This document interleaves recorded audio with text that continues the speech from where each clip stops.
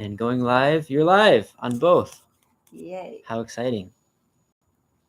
Wow. Okay. Okay. More Instagram and YouTube. Hello, Sputner. Wow. Hi, Okay. Nimcom. Yeah. Wonderland. Okay.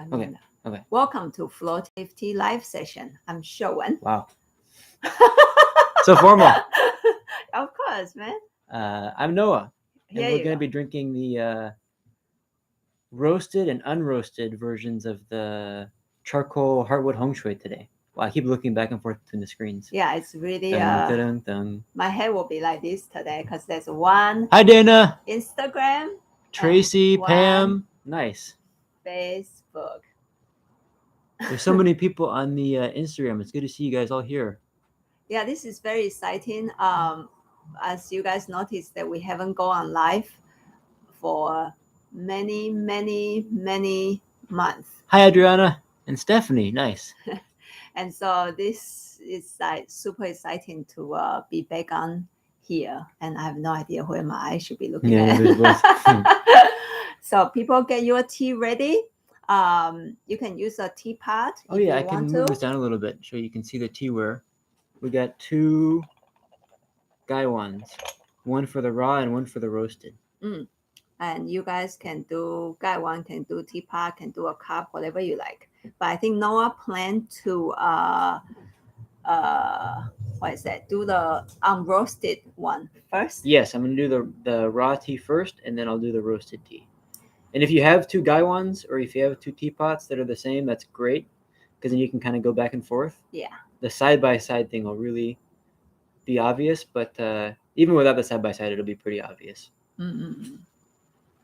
Miss you, Dana. And the reason why I'm here today is because Noah said he has camera shy. I'm camera shy. And I normally talk a lot, so I will be the one who fill in the gap. I will fill you guys with my noises. How about that? Cueva de té es ella? Oh, Cueva de té. Muy bien. Oh, Steven. Yeah. Yay. So Hi, Monica. people. Excellent. So get your tea ready. The raw, unroasted Heartwood Hongshui. Or before the Heartwood Hongshui. Cool. Should we brew it? Yeah. Totally. Which one? Should we give people a couple more minutes to get on? It's only 3 minutes out. Oh, okay. We can pretend we're getting our tea already still.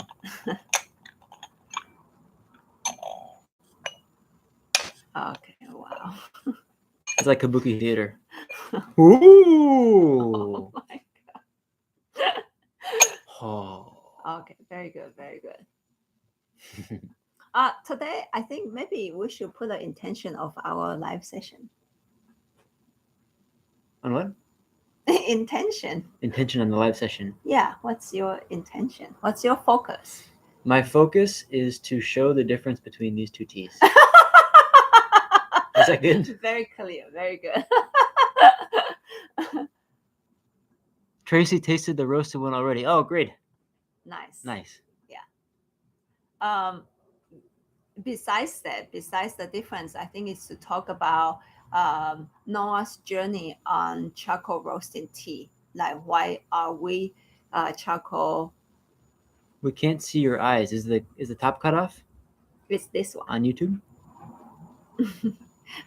You can't see my eyes anyway because it's very small, Dana. The top is cut off somehow. Okay, here you go. I'll move it back a little bit. How about this? Maybe that's better. You see them, Andy? You see them?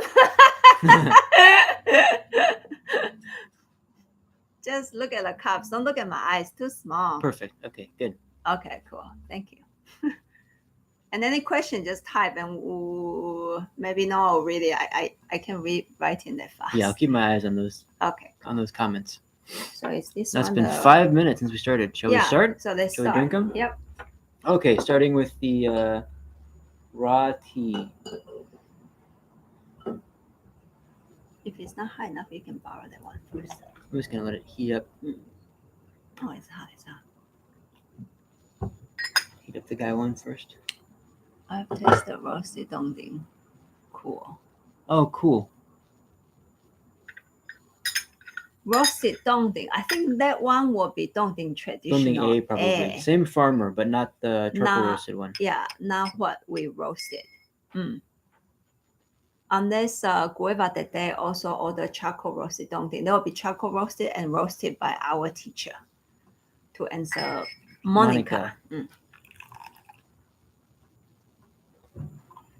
Make sure the kewer is all nice and hot.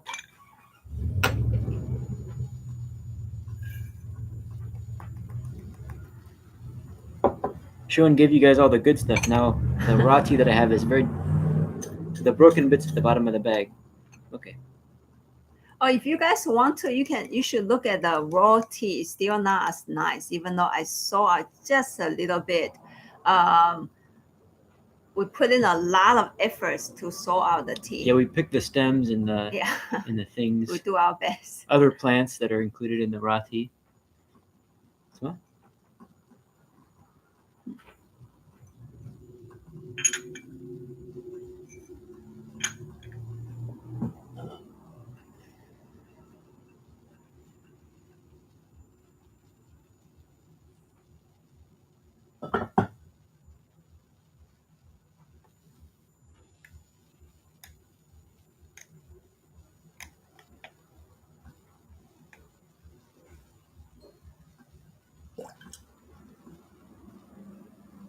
So a little bit of linguistic stuff. The raw tea is called Maocha in Taiwan.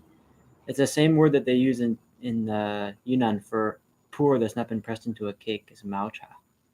So right now we're drinking the Maocha.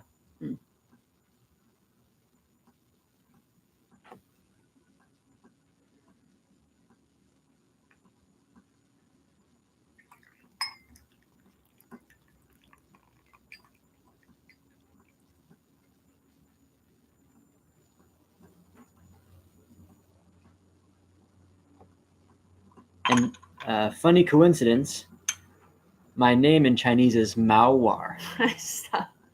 So Maocha means furry tea, kind of, not really, but. And then Mao War means furry boy. That's why. That's me. That's not me. I'm not a hairy girl. Okay.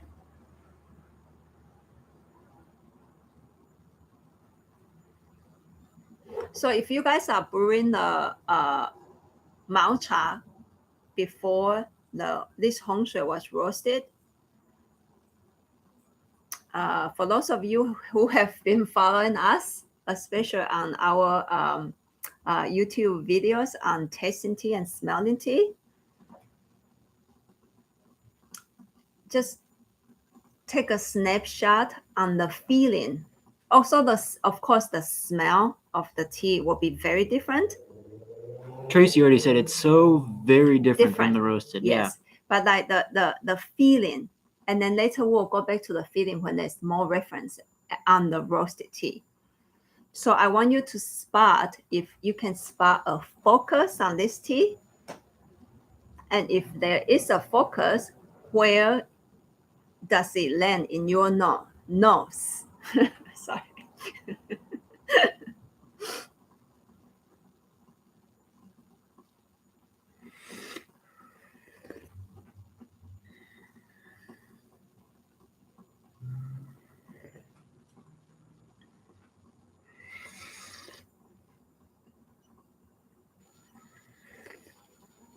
Towards the back of my nose. Okay. So Tracy said. Yeah. And and then also keep a snapshot of how much is that focus. Is it kind of, or is it very clear? Andy Scott, I agree. Agree with he's a hairy boy? Everyone agrees with that. Okay, cool. Yeah, a big part of the job of Andy Scott said yes. Yes. Good. A big part of the job of roasting tea is to learn to see the potential in a raw tea. Yeah. Someplace in between. And so right now, in the mouth, we are trying to taste the potential of the tea. The tea, even when it's raw, not roasted, it feels pretty solid, and it can touch enough space in my mouth that I feel it will be very interested to be roasted.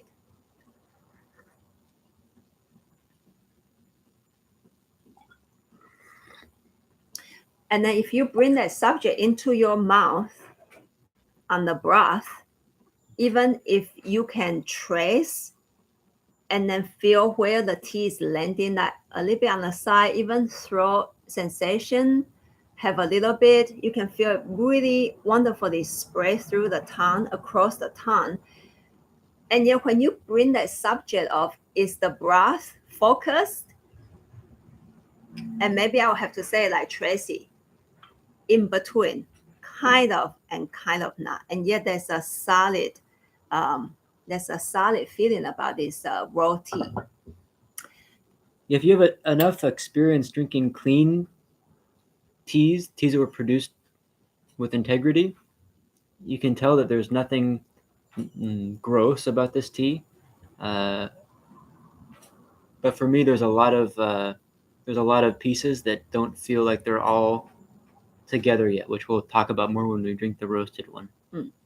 Back of nose and high, so below the inside corner of my eyes. Pam. The smelling. Yeah. Cool.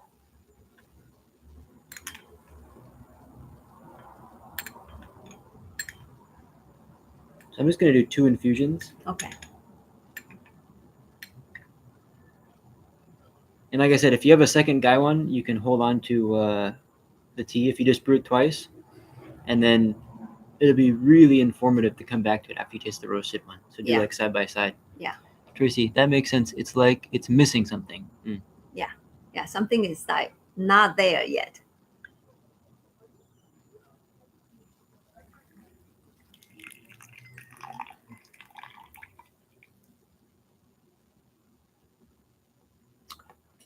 IG people is very quiet today. True.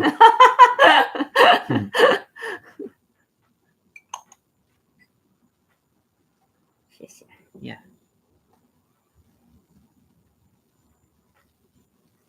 The second infusion. I can read it and you can see IG. Adriana, you guys are right. It does feel like it's missing half of the body. Good. Andy said we are busy tasting. Good.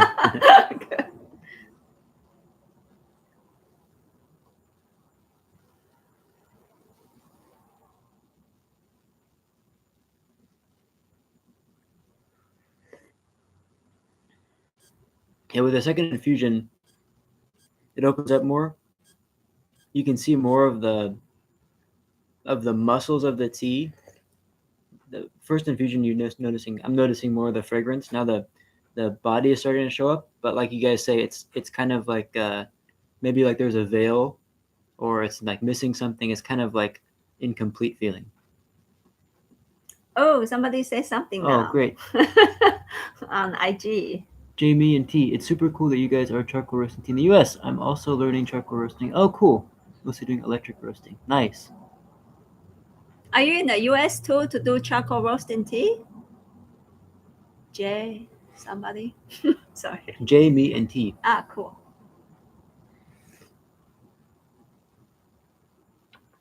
Okay. Should I do the second one? Yeah.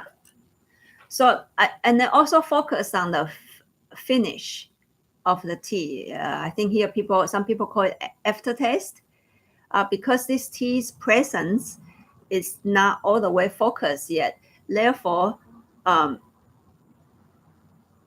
don't know where to trace on the aftertaste. And sometimes when I'm tracing aftertaste, it's not that I'm only tracing a taste in my mouth or a bouquet in my mouth. I am more tracing a presence of a tea. And since the presence of the tea is a little bit vague right now, therefore the aftertaste is also the presence. It's like, I'm not sure if it's even there. I was in San Francisco, now in Lithuania, but the roasting part is in Taiwan. Smart. Oh. Yeah, smart to do it in Taiwan. It's really hard to do it here. We'll eventually move the roasting into Taiwan too. Empty cup aroma is really lovely, rich, spicy pipe tobacco. Cool. Yeah, that's kind of the note that I get from this kind of tea is that rich tobacco sweetness.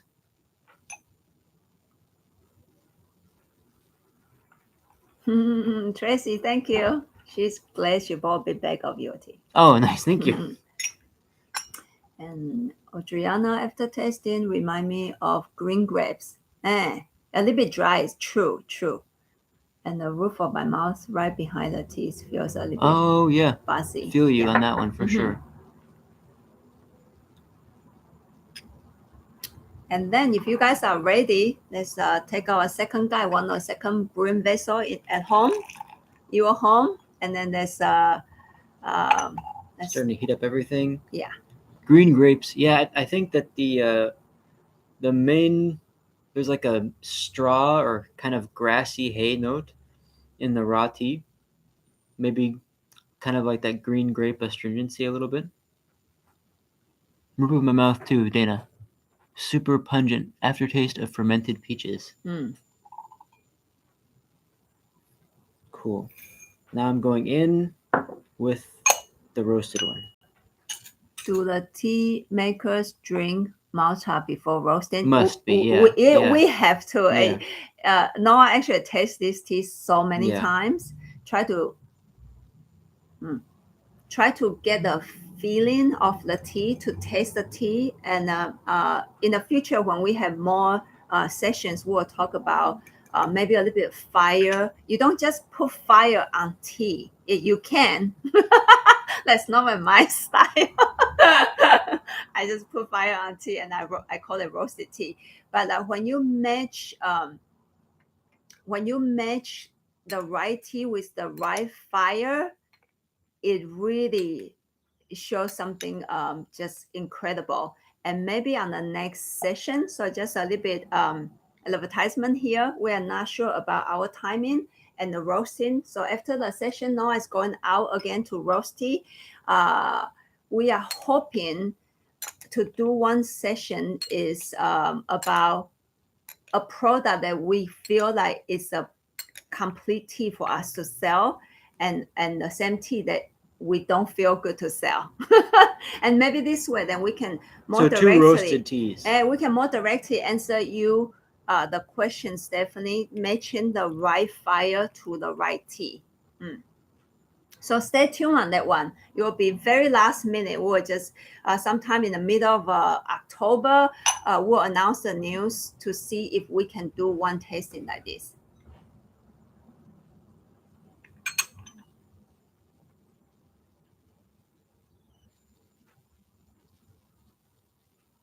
Oh, now if you guys brew the roasted one, of course, then there will be roasted smell on the tea. But let's bring the subject back into the focus of the tea. See if you can smell that the presence is more focused now. And then if you can trace a focus, where do you feel inside of your body? And what's the presence? Is it still there and yet not there in between? Or is that, oh yes, I can follow the focus. And after you follow the focus, if you want to do this, please follow the expansion, which means even if you can detect a focus in the nose before with the Maocha, this one, if you can still detect the focus in the nose and then follow it, see if the scent goes up or goes in even further. Either way is fine. That means the tea, because of the fire, the structure got lengthened, got focus and got lengthened. So you should be able to trace the scent further.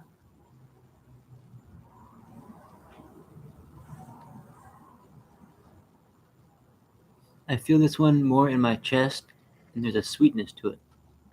This one I can feel crawl into my chest. Oh, nice. Oh, good. You guys responded at the same time. Oh, good, good. Everybody's feeling the chest. Good.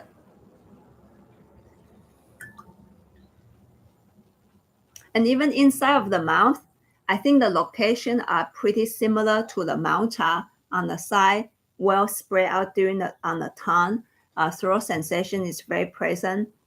And yet I almost feel like the strings in the broth become more vivid and sharper, and then it ties them together much, much better. Ooh, a lot of people on Facebook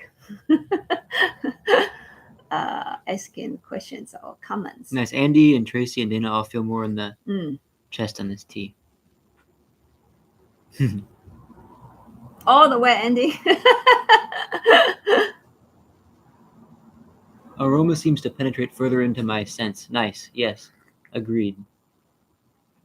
Oh, good, good. So with the raw tea, I noticed there's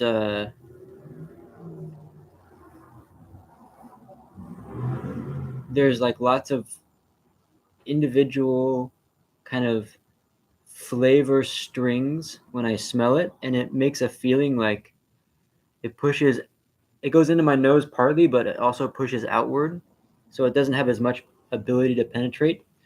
As the tea sits on the fire, it's like those strings kind of come to be one together, and because they all join their energy to make one, they have more potential to push through. So it has not only more focus, but because of the focus, it can penetrate, like you say.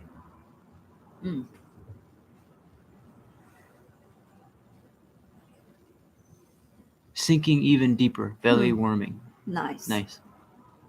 Dry leaves of the roast smell very smooth, sweet, and warm. Hey, Tracy, very good. So Tracy is very ahead of everybody. I just brewing like 5 infusions.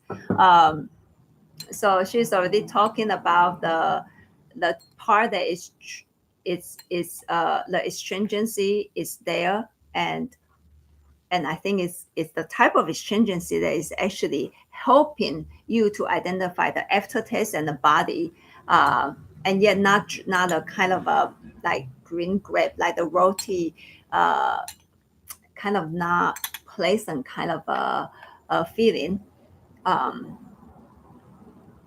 In tea, I think I talk a little bit on the bitterness and the astringency. They are not bad things when they are composed just perfectly. It actually enhances the body and enhances the presence and enhance the aftertaste. It's astringent in a pleasant, sour way. Nice.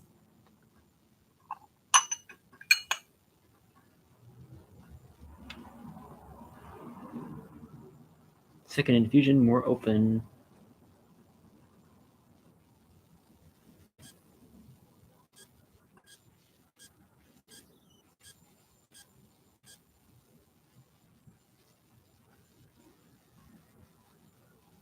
Oh, good. Adriana said the liquor smells like you can smell the charcoal fire on the first brew. Yes, very good.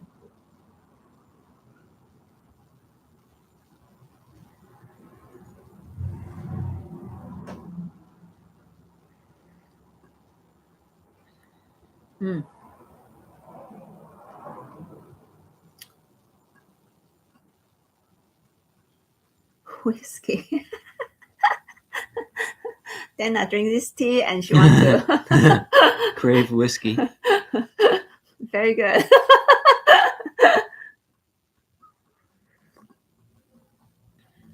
So the drinking the raw one, I said that once it opens up more, there's that kind of like that kind of muscly presence. This one, it's because it had that in the first place. Now that the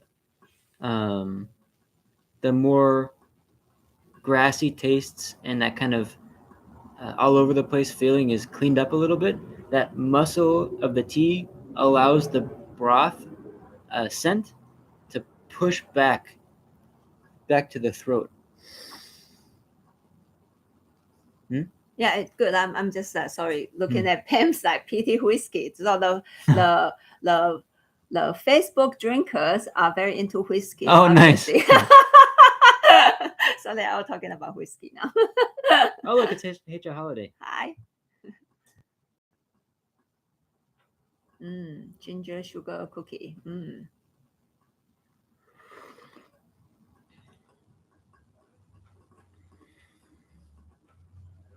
Right on the whiskey.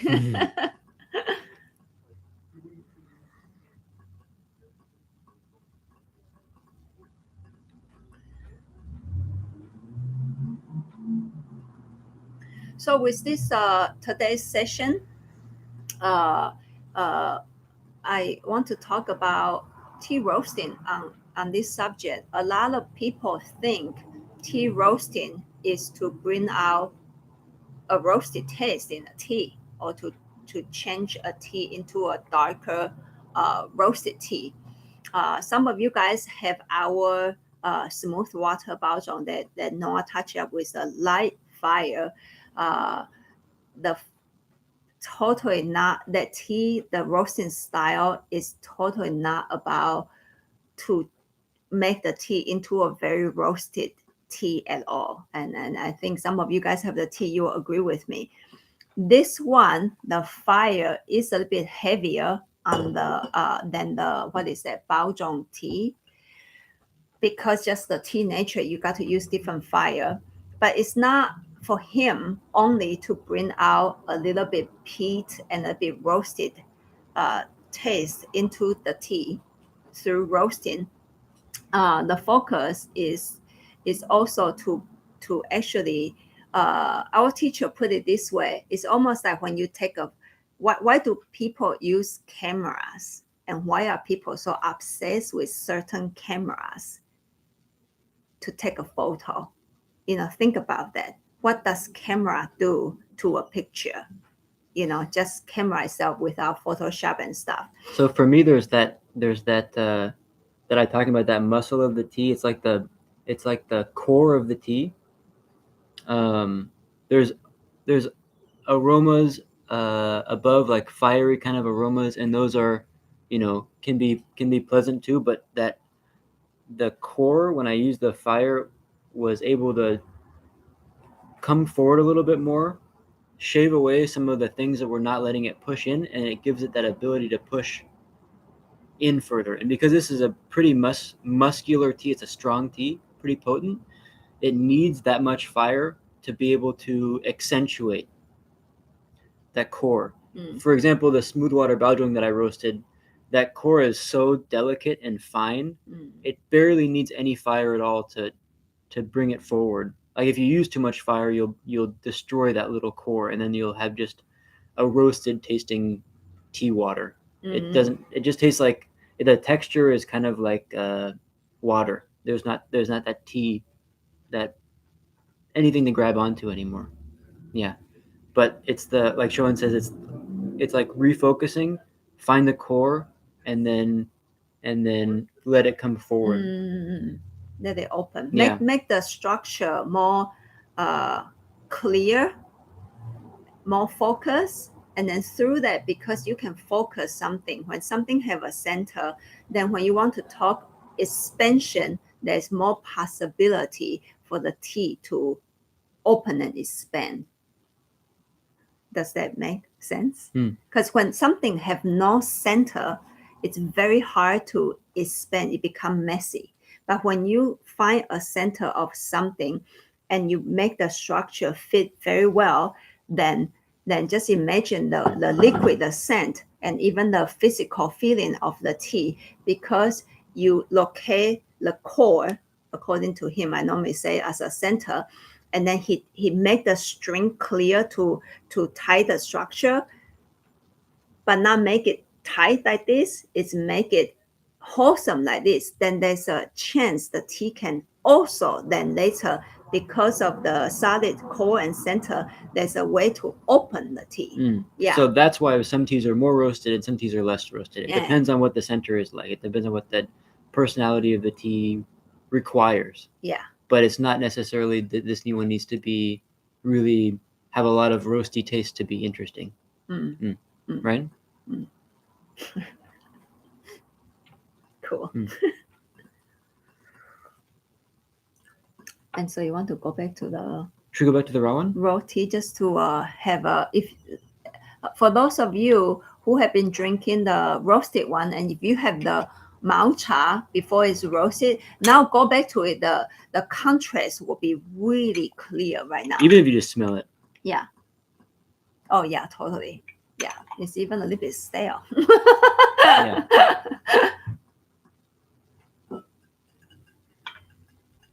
Monica, wow. Adriana, second step. The fire's back off, yeah. Sinus feels the sinuses while spreading in the chest. Astringency is nice. The taste, good.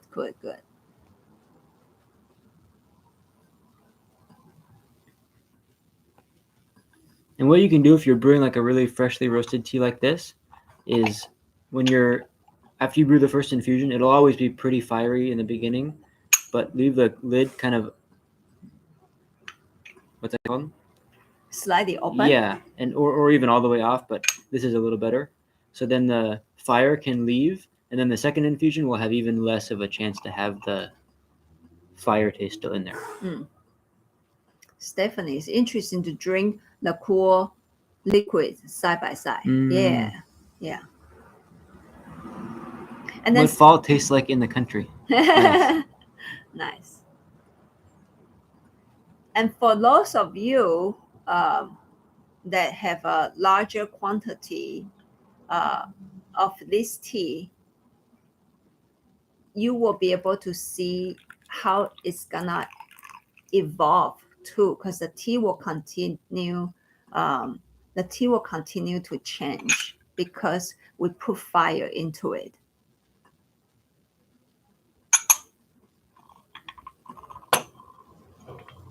So now we go back to the raw tea again. Yeah, and then it's just totally not focused.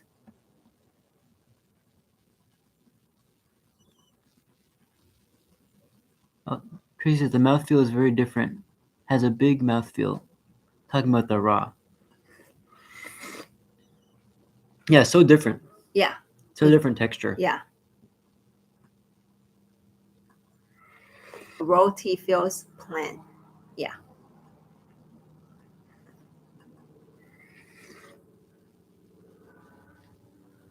That is a good tip.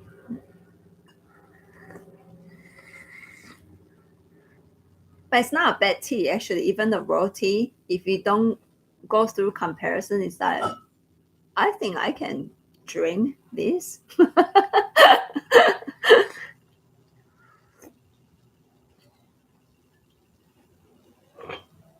Yeah, this is fun to be back on the live. Yeah, Mr. totally. Tea.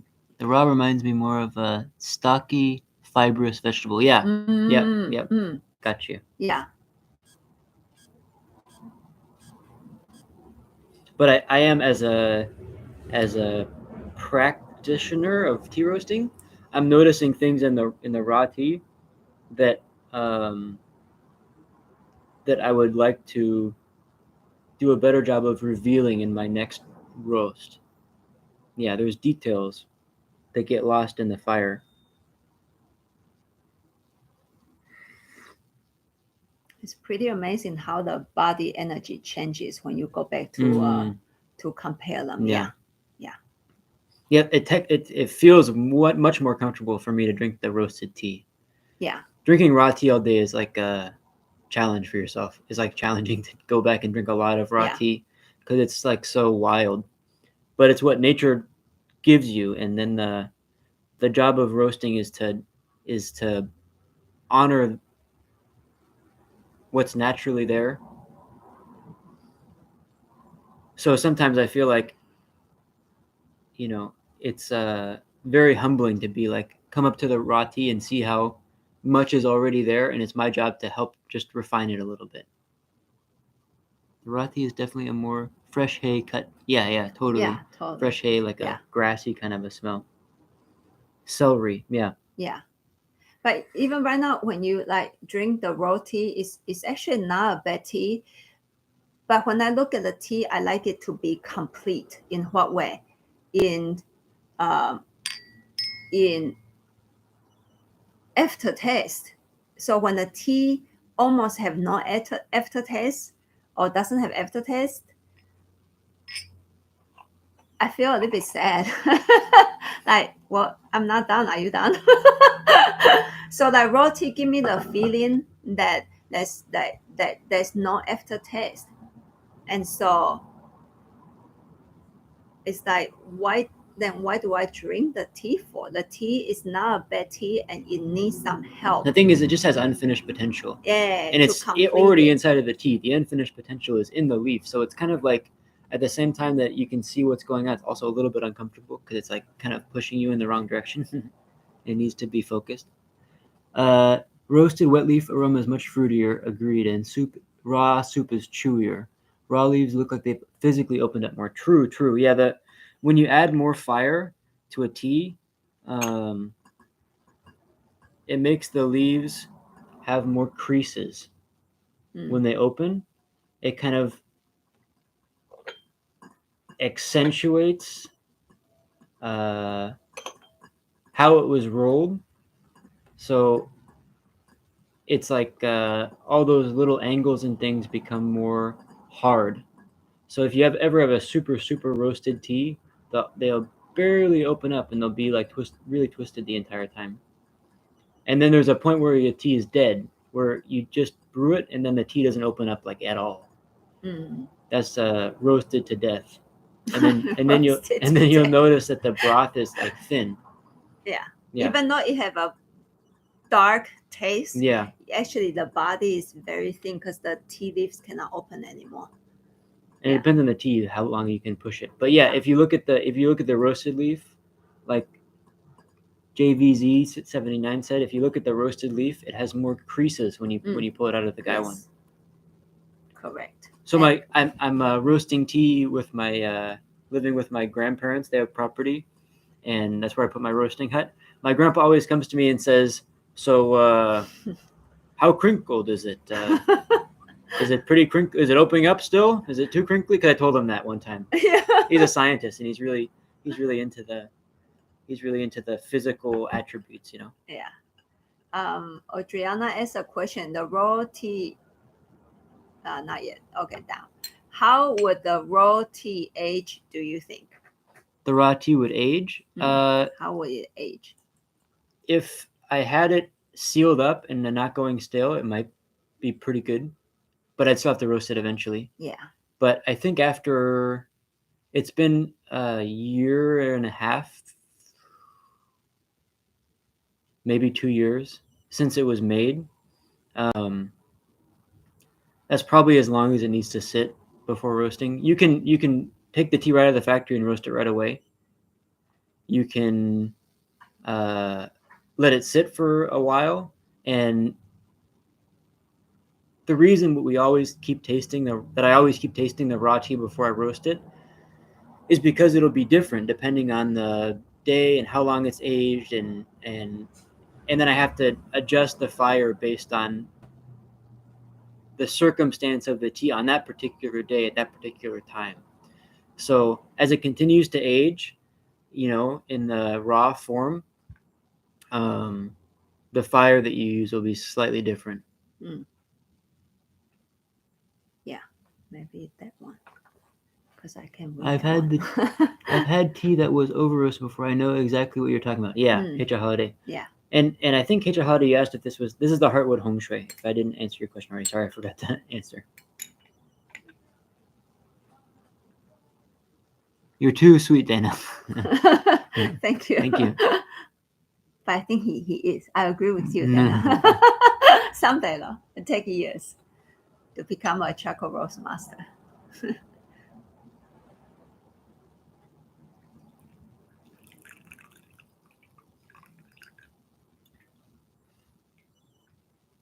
What I'm really learning to enjoy about charcoal roasting that I didn't enjoy at all at first is how much of a risk it is every time you put the tea on the fire. It's really scary. And when I first started, it would give me like such anxiety that my heart would beat really fast, and then I wouldn't be able to sleep at all. And now when I put the tea on the roaster, I just smile and think, I don't know what's going to happen this time, but it's exciting to see like what's the fire going to do, because the fire is living. It could change. Actually, it could change at any moment. I've had fire get really hot in the middle of a roast. I totally changed temperature on me. And it's really scary. And you have to do something really quickly or else it'll burn the tea. But you never know what's going to happen. And that's what's really thrilling about charcoal roasting. It's not like an electric roaster. You turn it on and you know what's going to happen.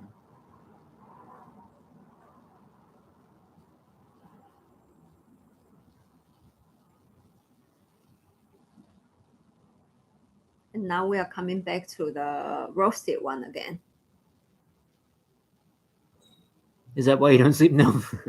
That's part of the reason why I wasn't sleeping. But the other reason is that the fire will become more and more stable the longer you roast. And if you pause your roasting for a while, like 5 hours to sleep, it'll start to become unstable again.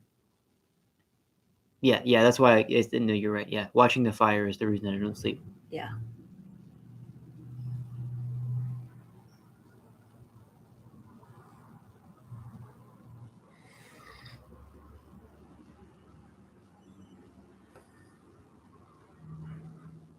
Yeah, I personally don't really get involved with the roasting. I'm almost too old for that. And just to watch, Noah going through that process, watch how he deal with the challenges in the beginning, and then stay up almost all night long for 10 days, especially on the first few tries of a tea roasting. He was just out there because he, in a way, dare not sleep because he want to learn how to watch the fire. And then the fear of burning the tea, because first 6 months of his tea roasting, we didn't release any of the tea. So he was feeling really bad to burn the tea, to go through all those like emotions. That's really intense. Yeah. And then physically it's very intense too.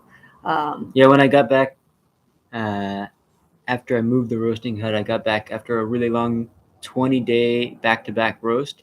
I just like slept for days. Yeah. Yeah. And Monica just said double wow. Double wow. Thank you. I like your double wow.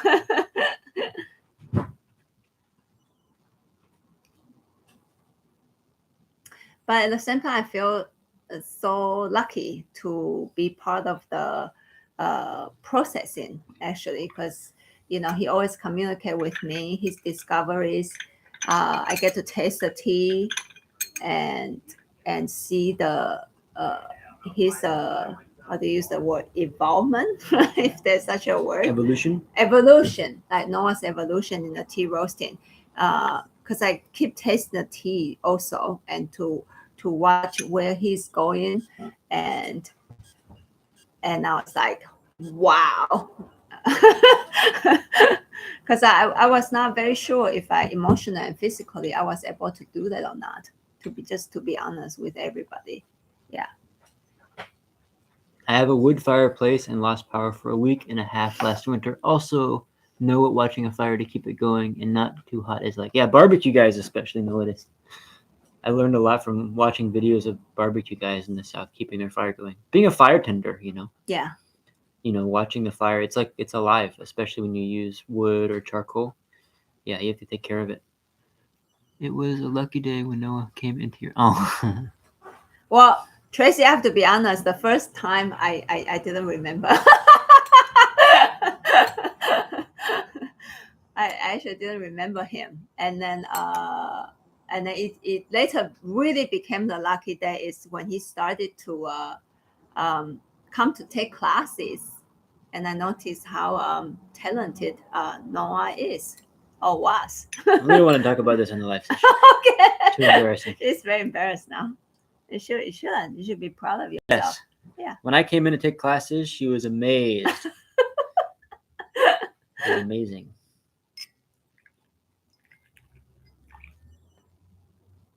I was.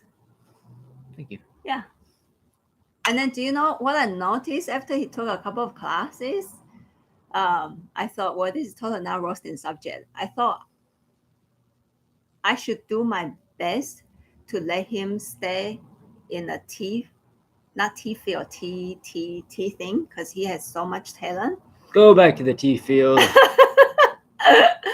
And then, and the more I at the time I taught him about tea, and he came back over and over again to learn tea, I realized how actually someday he's gonna pass me.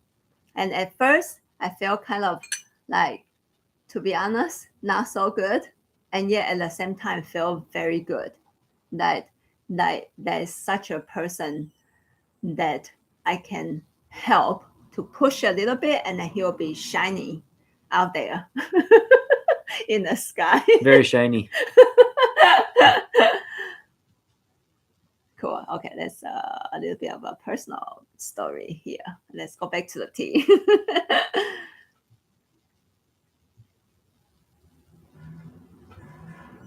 Yeah, I'm just smelling this and noticing the details. But roasting is really fun. It's amazing to see what the fire will do, and it's very humbling.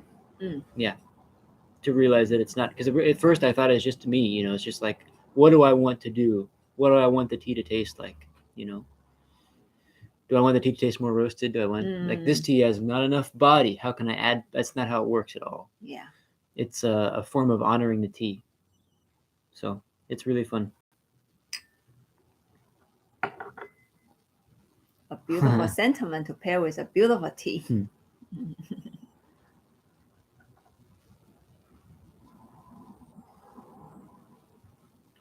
Then I say your strengths balance each other. Yeah, I'm more talkative and he's very silent.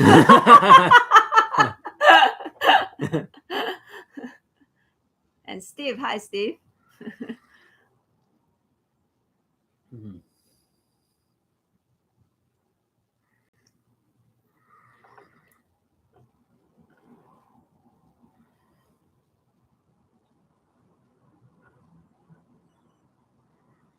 So even to the tea itself, I am very proud of what Noah's roast to the tea. It brings a better structure. It brings a better presence.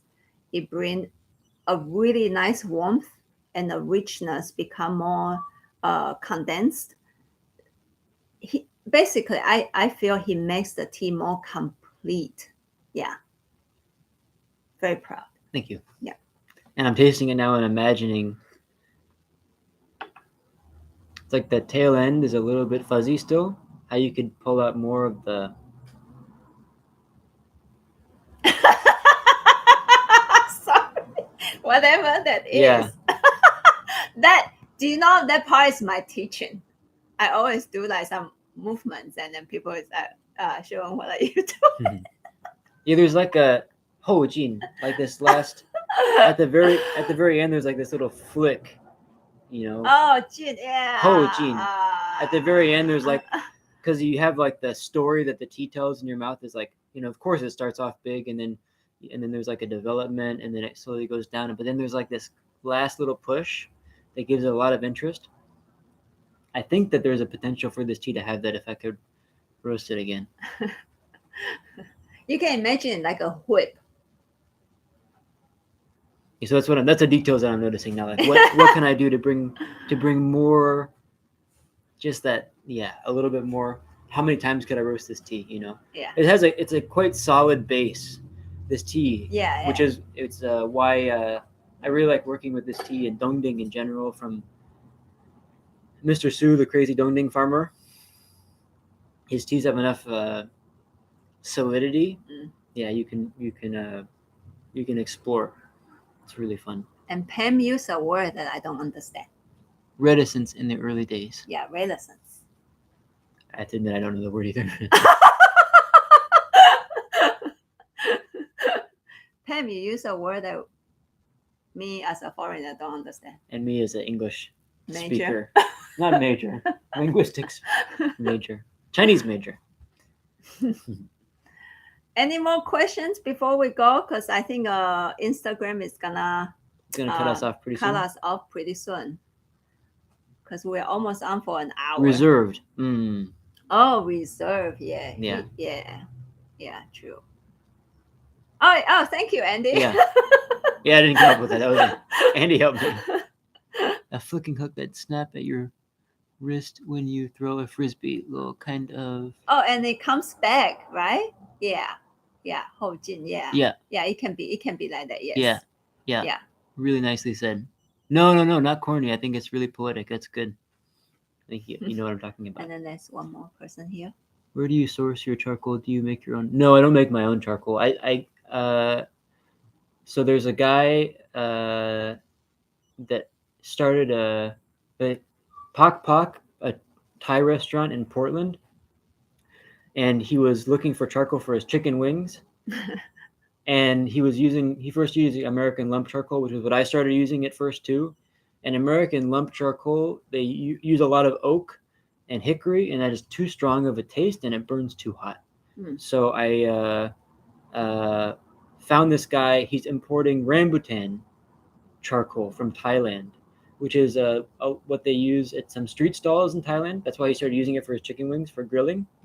In Taiwan, they use Longyan Tan, which is related to a rambutan, actually, which I was really excited to find. It's a tropical fruit, and the wood is really dense. It burns at a nice rate and has a kind of a sweet taste. So that's what I'm using. Yeah, it's imported by the Pak Pak guy, Andy Richter. Yeah. So we are currently using that charcoal. We are not big enough to bring in charcoal on our own in a container. Someday we are hoping to use the Longan charcoal from Taiwan. That's what they are using out there. And what else? Hopefully earlier next year, we will be talking to a restaurant in California. They are using charcoal from lychee. But it's all behind the scenes stuff. Yeah, we're still always looking for new charcoal, but this charcoal works pretty well. Yeah. I was really happy when I did my first roast that I could roast tea at roughly the same rate that they do in Taiwan, and it has a similar taste. Yeah, it's great. It's a little bit sweeter actually than the Longan. Yeah. Yeah, it's a little bit sweeter of a wood. I use the same charcoal. Oh, nice. Danny uses the same Pak Pak charcoal. Cool. Stephanie, it's very expensive. Yeah, totally. Yeah. It's expensive to bring in charcoal. Yeah. Yeah, because it requires fireproofing, which is silly because it's really hard to light in. If you've lit Pincho-tan or Japanese tea ceremony, it's really hard to light, but that is what it is. Yeah. I'm curious about using alder charcoal, which is smoking a little sweeter. Yeah, I've definitely have like thoughts going through my mind. Oh, could I source alder charcoal, apple? Apple wood is abundant in Eastern Washington. Yeah, all kinds of things. But yeah, right now the rambutan is working pretty well. Yeah. So as I say, stay tuned for possible October live session. If we have the material and the time, we are going to compare a tea that we feel good enough to sell and a tea he roasts that we don't feel good enough to sell. Yeah. And maybe you can see how fire is working, either to help the tea to open or help a tea to not open. A successful and an unsuccessful roast. Yeah. This is a great question by Sputner. Okay. Talked earlier about roasting approaches dictated by the center of the tea, the nature of the tea. Have you worked with a tea that you would feel satisfied roasting both gently and more intensely roasted? No, I haven't. I've had teas that can be... I've had a tea from my teacher that was roasted gently, and it tasted good, but there's a lot of potential to clean it up even more. and then later on, after it's received multiple roasts, but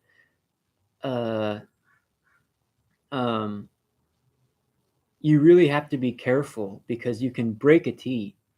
So if a tea is gentle and you use too much fire all at once, you can cover up the gentle nature of the tea. But I think that it's possible to go back in, let it rest, go back in. That's why with, for example, yen cha, like da hong pao, that kind of thing, you hear all the time. If you read about yen cha, they roast it multiple times and let it rest for a month or two in between roasts.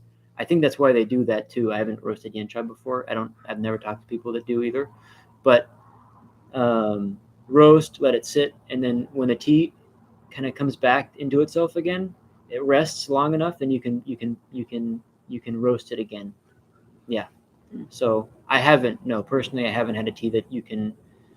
If you do it too gently, like this one, if I did it too gently, which I have before, it kind of maintains that unclarity, kind of some of those grassy notes, and then it also doesn't have the solidity that makes the tea interesting. Yeah, it doesn't honor the tea properly. So cool. Good. We'll try to come back again in October. October, promise. Yeah. And thank you. Promise we will try. Promise we will try. And thank you. Whatever. Dan. Sorry. Thanks, Dan. Yeah, thank you. Yeah, thanks thank you everybody. for joining. Yeah, thanks for coming. We have so much fun. And I think it's almost 1 hour now, and we'll be off. And any more questions, please just message us or email us. That'll be one of the best channels.